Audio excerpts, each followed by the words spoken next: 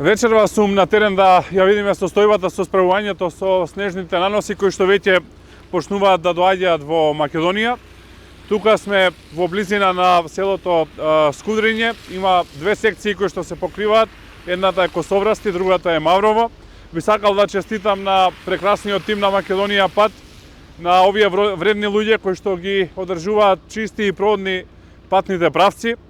Веќе сте ставени во функција сите камиони со кои што располага Македонија пат, а исто така помагаат и компаниите кои што се ангажирани да работат на расчистување на снегот. Можам да кажам дека на ниво на држава сите патни правци се проводни и никаде нема застој. Исто така би сакал да апелирам до граѓаните внимателно да ги користат патиштата, да ја прилагодуваат брзината согласно условите на теренот. Многу битно да користат зимски гуми и секаде каде што е потребно помошна опрема од типот на ланци и сето она што е потребно и што го препорачуваат надлежните со цел да имаме сигурен и безбеден сообраќај. Оваа ситуација ќе се задржи и следните денови.